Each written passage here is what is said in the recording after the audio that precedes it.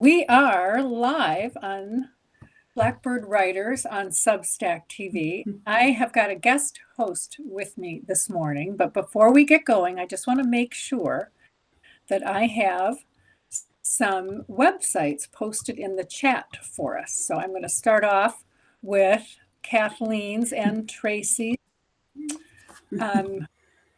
There we go. And then I'll add in a few more. So welcome. Good morning, everyone. It's so nice to see you, Greg and Roxanne and Andy. Thank you for joining this morning. Yeah. My name is TK Sheffield, and I am with Blackbird Writers live on Substack TV. We are real writers talking about our mystery novels. As we say, we were writing alibis before AI.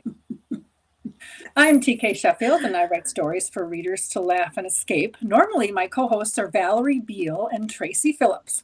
Tracy writes suspense thrillers about fierce women who face their shadow side, and Val writes YA and middle grade mysteries with paranormal elements. But today, I welcome a guest host, Kathleen Donnelly. Welcome, Kathleen. Take it away and tell us about yourself. Well, thank you so much. I'm so excited to be on the show today. This is so much fun. So thanks for the opportunity. I'm Kathleen Donnelly. I've been a Blackbird writer for a couple years now in this fabulous group, wonderful flock of writers. I write the National Forest Canine series and the Canine Justice series. So you kind of get a theme there, dogs, right? I'm a retired canine handler. Therefore, that's why I write the canine books. And I have my fifth book in the National Forest Canine series, Deadly Revenge, releasing July 28th. I'm really excited for that one to come out. Hard to believe there's 5 books in it. Oh, congratulations. I think it's fantastic. Thank you. I'm sure that I've got your website posted, but if there's any other links that you want to include there, make sure that it's posted. And I see Lori Buchanan is here. Hi, Lori. Sounds good. John Patrick Little, Hey, thank Lori. you for joining this morning. New episodes of Blackbird Writers come to you every Friday at 11 a.m. Central. From our nest in the Midwest, we discuss issues in the book world, new releases from Blackbirds, and our favorite things, which happens to be my favorite segment. So in addition to Kathleen's news, I've got Blackbird writer news. So Lori Buchanan, who has joined us this morning. Lori, please post your website in the chat for everybody. Lori's got some great news. She is the author of the Sean McPherson crime thriller novels, and she is in the throes of helping, this is great, helping an 8th grade class at a local chapter school put the finishing touches on their capstone project, a dystopian horror book about spiders. Yes, Lori, that is. Oh my gosh. Yes. Oh my gosh, Lori. She's also putting the finishing touches on her own book, Insatiable, the 9th book in the Sean McPherson crime thriller series. Lori, she says, it's gross and fun. I bet you it is, Lori. Yes. That would be. So Lori put her website in the chat. So follow her for her book news, writing tips, and her uplifting posts. Lori is just, she's always got something that's going to inspire you. And today's topic is writer's block and feeling overwhelmed. So Lori, if you want to overcome, follow Lori and she will help you along the way. Yes. Yes. Also, Margaret Mitsushima is busy writing book 12 in her Timber Creek Canine Mysteries, similar to yours, Kathleen. Very similar, yep. Yes. The 10th book in the series, Dying Cry, has been named a finalist in the 2026 IBP. Oh, there we go. Thank you for posting that. Hey, great. Yeah. That is a finalist in the 2026 IBPA Book Awards in the Mystery Thriller category. Margaret is going to attend the ceremony in Portland this year. It changes every year. And on May 15th, the winners will be announced. She's looking forward to meeting other authors whose books are finalists, as well as the organizers of the contest. So congratulations, Margaret. That's great news. And another bit of interesting information is Sheila Lowe. Sheila is a handwriting forensic examiner in Blackbird. So This is why the writing community is so intriguing and great. So she writes psychological suspense mysteries, and she was interviewed last evening on NBC Nightly News by Stephanie Goff about the Epstein note that was recently released. So Sheila was on the news, and I think you can. Kathleen, did you say how you can find that again? It was on last night, but how can you find it again? Usually you can, if you have on demand, which a lot of the streaming services do now, you can usually find the replay, or even YouTube. Just hop on your computer. So I am planning on finding it because I can't wait to see Sheila. Oh, yeah, it was really fun. It was fun to see her, and it was just fun to know that she's a member of the Blackbirds. So, It is. So congrats, Sheila. That was great. And a couple other things. Valerie Beal, co-host Valerie Beal, she will be at the Faith Forward Writing Retreat in Sparta, Wisconsin, May 14 through 16. If you're interested in attending that, there's still some space available. So check out the Faith Forward Writing Retreat. And also Tracy Phillips, our co-host, has wonderful news. She is welcoming Rowan Phillips Miller to her family. He was born on 5/5 at 5:55. So cool. If you're interested in numerology, and baby and mama are doing well. And Tracy also is getting all the pieces in place for publishing Deepest Secrets, Book 2 in the Detective Morgan Jewell series, releasing on June 30th. Nice. She'll have a cover reveal in her newsletter at the end of May. So congrats, Tracy. We miss you and hope to see you next week. So there we are. And I also going to be interviewing Christine DeSmet tomorrow morning on Espresso Cafe for the Wisconsin Writers Association. That can be found on wiswrite.org if you want to register for the Espresso Cafe. That's open to all, not just members. So hope to see you there. So anyway, that's a lot of news this week. A lot of news. Yeah, I love it. It's fantastic. So today's topic, we were talking a little bit before about the topic today, which is burnout, right? Mm-hmm. Yes. And Kathleen has got some wonderful insight about it. And, it just came to me, even though the sun is shining and the spring is coming supposedly here in Wisconsin, I was just feeling like I'd hit a wall. I was like, okay, I can't even type my own name, So today we talk about burnout. So take it away, Kathleen. What are your thoughts? Burnout is a real thing, and it's something we need to acknowledge. I think a lot of writers feel like they can't have it, or I don't know, you are in denial about it. But we were talking about it because yesterday I hit a wall too. I am on a deadline. I have a book due next Friday. I'm on track to make it, but oh my gosh, yesterday I couldn't keep writing. I was like, this book is terrible. The pacing's horrible. My editor's going to get this and die. Like all these horrible things, like not literally die, but she might be like, wait a minute. I thought Kathleen could write and this is the book she's delivering to me. And you just hit that imposter syndrome and that everything just starts flooding in. And so I had to leave it alone. I actually quit writing for the day, even though I did not make my word count, but I had to go out and just go for a walk, see my horse, just do something different, get away from it. And I think that's important to talk about.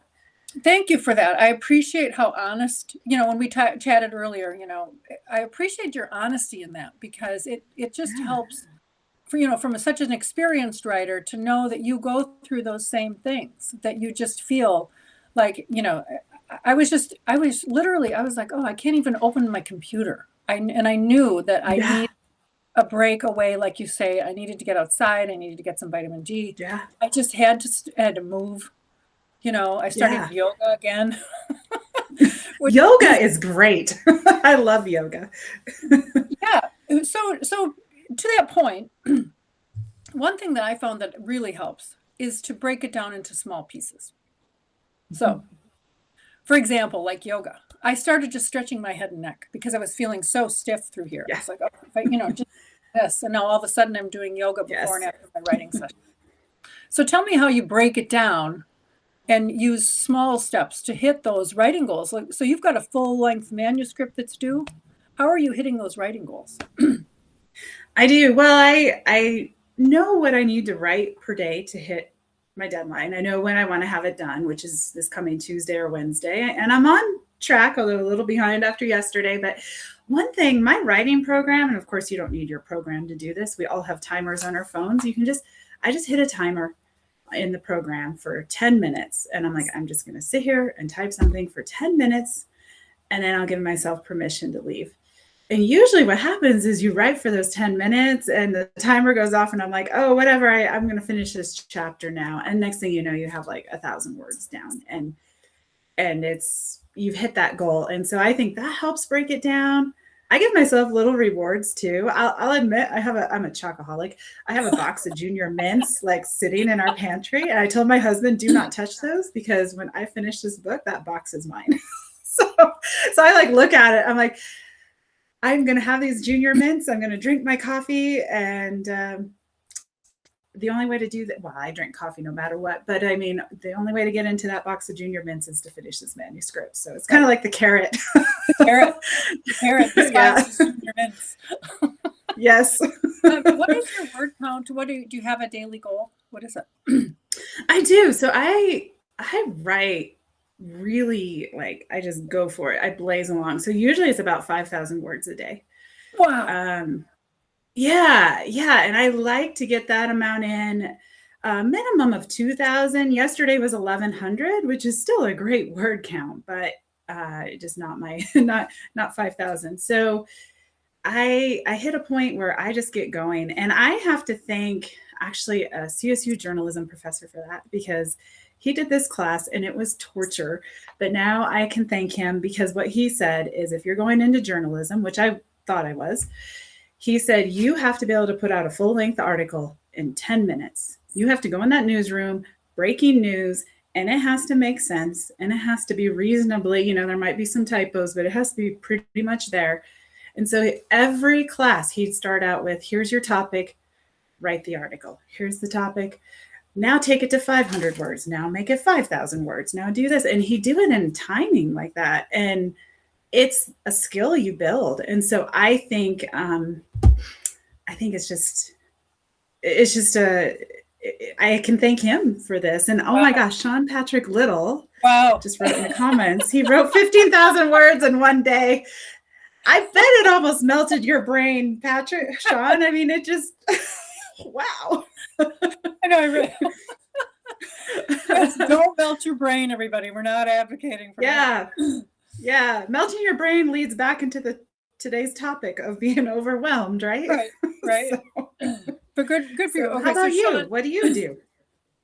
I'm a Lee Child kind of advocate. As Sean Patrick Little says, I'm a 1,500 on a good day, and I'm probably about that same thing. Lori's like 5,000 per day is scary good. What I do is I write between 5 and 1,000, but then I go back and I churn. Lee Child calls it churning. So I go back the work I produced the day before, and I will go through and perfect it. I don't really edit it per se, but I make sure that it's not too wordy. I make sure that it's hitting plot goals, and I'm turning to screenwriting, turning everything that I have to screenplays. And so there's structure to I try to actually follow that structure now for both novels and screenplays. So that helps, having that structure, knowing the midpoint turn and the things that I have to hit along the way. But it's still a grind. You still have to get to the computer and block out the world and get the words to the page. So how did you overcome the inverted pyramid? Because journalism, the who, what, where, when, and why, and the most important facts, and then it goes down to the interesting stuff is really at the bottom. Like so how did you flip all that around? It was hard. My first book was so hard to write because I just wanted to, but okay, so there's this character and this is what he's doing, and the end. Flash fiction. No, I think honestly I was such an avid reader, and I think that's a big piece of it. Lee Child, you mentioned Lee Child. Oh my gosh, I've been a Jack Reacher fan forever. Mm-hmm. Lisa Gardner, Sandra Brown, Margaret, so many of our Blackbird writers, I love reading, and you just start getting that structure in your head. And then I was able to take a class from best-selling author Grant Blackwood. Oh, And nice. he's co-authored with Tom Clancy and James Rollins and Clive Cussler, all those guys. He actually lives here in Colorado, so he taught a class not far from me. I went and took it, and that really helped because he Right. sort of he helped me get past that inverted pyramid. Because you're right, it is it is But hard to break that. it makes sense. I mean, it's good training. To your point, it's It excellent is, training, right? So getting the words yeah, to the page, and congrats to you and the professor who said, "Look, this is how you get it done," and it worked. yeah, So it did, it did. so stick to the page, focus on small, and the perfectionism and the mindset. That's another thing that I have found. Mhm. Sean said, it took me years to break myself of both J school training and my college CFA training. Mm. Commercial fiction, definitely different than other forms. Yeah, good point, Yes, Sean. Yeah, absolutely. very good point, Sean. Yeah, for sure. So, two other things like the perfectionism. I totally got over that. Thank goodness I've done that. What about you? Like you say, just get the words to the page. Yeah, yeah. I turn off spell check, grammar check, because I know I'm going to go back. And before it goes to my editor, I'm going to clean all that up. I'm going to tighten it. I know it's going to have a big edit with my editor. I'm going to get a chance to tighten it again and work on all that. And then it'll go to copy edit. So I think you can kind of let go of that. There's mistakes in every published book somewhere. There's probably going to be a mistake. I mean, it's just the way it is. I know mine certainly have them, and that's fine. I think the other thing I learned is not to compare. If we start comparing ourselves to other writers, that's actually not a good thing, right? We have to just appreciate our own writing, our own journey, and where we are. So that's how I let go of it. Wonderful point, because everybody's talking now about voice, right? To overcome Mm-hmm. what's going on with Yeah. AI, which the voice can be very, very similar in a lot of cases. Develop your own voice. Maybe you Yeah. have a certain way of phrasing things or a certain signature that your character might use. That's another way Yeah. of, Yeah. out of defining yourself as an author. It is. Yeah. That's a great point. Yes. So, in addition to breaking it down, focusing on small, overcoming perfectionism, this is another thing that we bonded over this morning was routine. So, Yes. tell us about your writing routine. Well, I am not a night person. I get up early. I'm one of those crazy people. You're going to get me on a text message at 4:30 in the morning more than you're going to get me at 9 o'clock at night. I'm a morning person. Probably years of horse shows. Maybe this is why you showed horses too. So maybe this is why. So I get up early. I have to caffeinate. I play some words with friends, get my mind going that way. And then I start writing usually 6 a.m. roughly. I feel fully caffeinated enough to write. And somewhere in there, I feed my black lab Boomer, and then I write some more, and then feed my horse and barn kitty and write some more. And usually by then, I'm pretty close to my word count. So I like to just get it done early because then it's done. It's not hanging over your head. And is that 7 days a week, 6 days a week? I've been trying to do 5 to 6 days a week because, like we were talking about with burnout, I think you need time away. So I trained horses for a while. I still give some riding lessons to a small group of friends, and so like once a week, I go and give them lessons, and do different things, and just try to get away from it.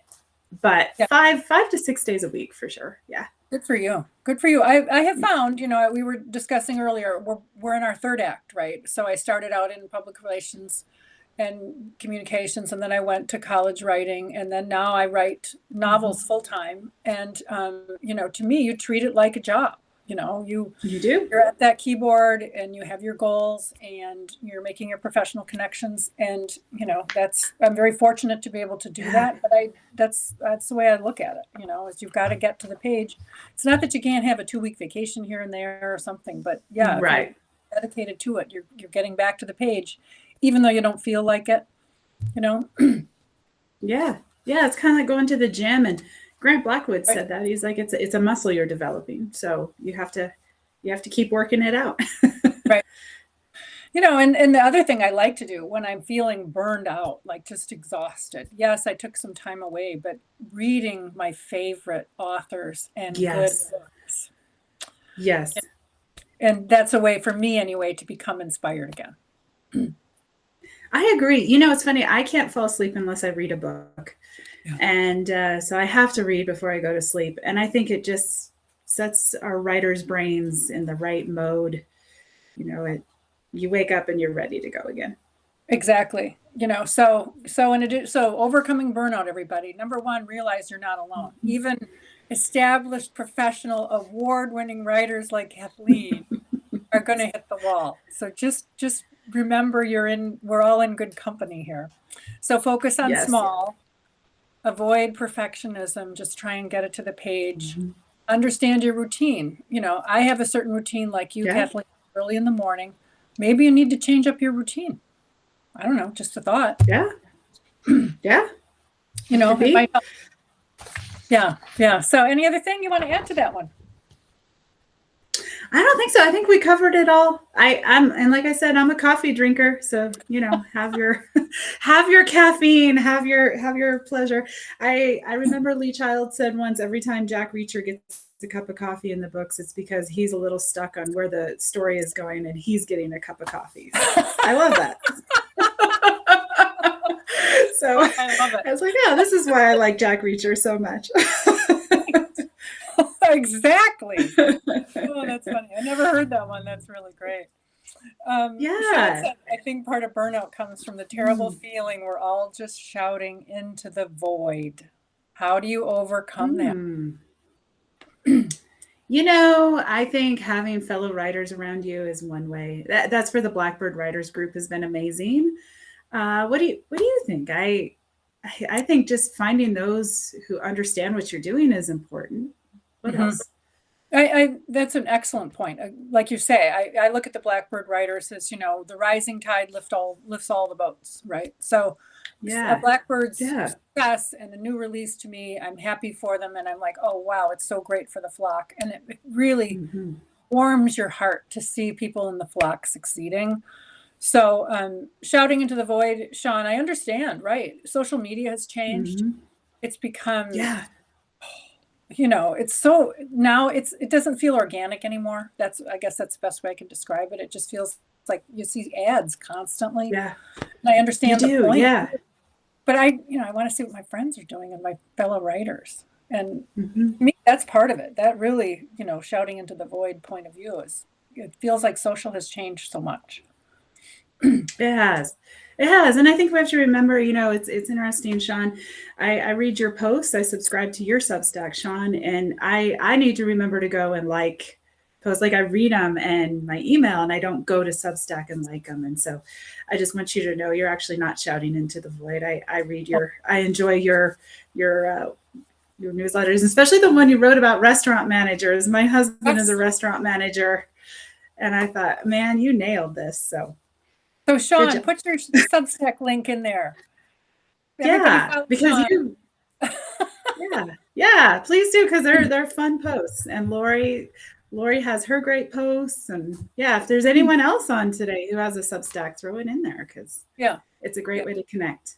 You bet. He said thanks. Oh, thank you, Sean. It's an excellent point, wonderful question, and you're not shouting into the void. Yes. So just an FYI. So, okay, on to my favorite part of the show. Two things. Is it real or is it AI? And then favorite things. Okay. So we have two things for you. Is it real or is it AI? So you go first, Kathleen. You go first. Okay. So I took this picture. Oh, wait, I just gave that away. Oh, my God. I'm terrible at this. Pretend you didn't hear that. And this was Wednesday. Is this real or AI? And now you all know because this is why I don't work in law enforcement. I would slip up so bad. So this was our. This picture of the snow. What day was that? May what? This was actually Wednesday. This past Wednesday. It was 2 days ago. Now here's the crazy part. 2 days ago, I'll just flip forward. Here was 8 hours later. Oh, wow. That is Colorado for you. So that's amazing. That's amazing. So as I like to say, okay, so Wisconsin gets your used weather. Okay. Yes. So We throw it your way. Send it up your way. So we didn't get snow, although I think they did up north. So, but it's been so cold here. It's just been like, oh, I've been so crabby because I'm like, just come on, can it just warm up a little bit? Like we had frost warnings this morning. So anyway, so that was real. Yeah. So that was real. Sorry, I tripped over that. Like I said, this is not. Now y'all know why I'm not a spy. The beauty of live TV, we can't go back and rewind and edit that out. We cannot. So, and then here's mine, and I'm just gonna put it up there. Did I find a lawn fixture ornament that matches my slacks, or did I just pretend and find some kind of image and say generate a lawn ornament that matches my pants? Really? I think I'm gonna go with. I think I'll go with AI on it. No, in fact, it is real, huh? Here is the actual. There you go. There you go. Fixture and the pants. Oh, I love it. I love it. But you did not make the lawn ornament using AI, right? You didn't I did not it using AI. In fact, okay. No, they were completely separate. I found the pants like a couple years ago because I love florals. Florals for spring, groundbreaking. Yeah.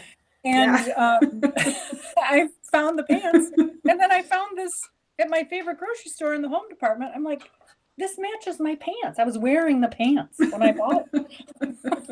I love it. I love it. So, my favorite. That was real. So both of us were real today, just like our, our books.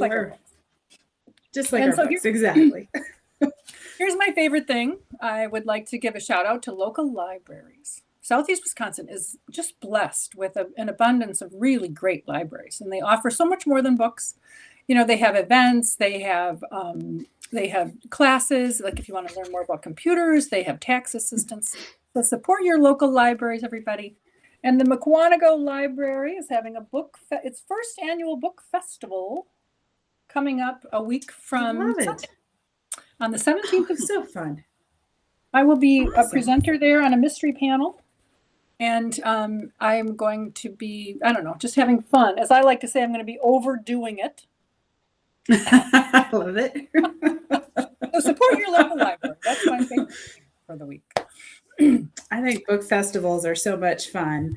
Well, I have a favorite thing, which is, I thought this could be kind of fun. I love 6 Degrees of Separation or 6 Degrees of Kevin Bacon, whichever one you want to play. So I thought I would do 6 Degrees of Blackbird Riders. And I'm going to connect the Blackbird Riders to our Colorado Avalanche hockey team. Are you ready for this? Mm-hmm. All right, so here we go. So the Colorado Avalanche are in the playoffs. They play the Minnesota Wild. They're ahead in the series 2-0. The Colorado Avs are. So we go up to Minnesota, play in St. Paul, which is near Minneapolis, which is where I went to my first BoucherCon, which is where Margaret Mitsushima invited me to a Blackbird Riders dinner, and I first met our fearless leader and founder, Tracy Phillips, with Blackbird Riders. So there's my 6 Degrees of Separation or Blackbird Riders. I love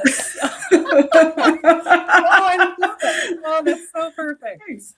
Oh, what a nice, absolutely perfect plot twist. Yeah, I thought it'd be kind of fun. I was like, I don't know what made me think of it, but I love 6 Degrees playing that game. So, and go Avalanche. Great. Go Colorado Avalanche. Oh, Avs. Yes, no, I'm a fan. I'm going to have to follow them and cheer them on. So when do they play again? Yeah. They play tomorrow. They play up in St. Paul, Minnesota. And so. Yeah. All right. Well, this has been so fun. Thank you for stepping in as a guest host. Yeah. Loved it. It was so fun. So thank you. Blackbird Writers on Substack TV comes to you every Friday at 11 a.m. Central. Kathleen, remind us about your book that's coming out. Oh, thank you so much. It is book 5 in the National Forest Canine series, Deadly Revenge. The link is up. You have to scroll up, but I put a link to it on my website. And it releases July 28th. And if you are in Colorado, Blackbird writer Margaret Mitsushima is going to be here to help me launch it. We are going to be in person, 6 p.m., July 28th at the Old Town Fort Collins Library. So plan a trip, come join us. Yes. Keep reminding. That's wonderful. Everybody follow Kathleen on her Yes. Substack, and you'll get the news and updates about what's coming. So please tune in every Friday at 11 a.m. and let us know what you're up to in the comments. We're happy to share news. And on behalf of Tracy and Valerie and Kathleen, I'm TK Sheffield. Thank you very much for tuning in, and hopefully we will see you next week, 11 a.m. Central on Blackbird Writers on Substack TV. Take care, everybody. See ya.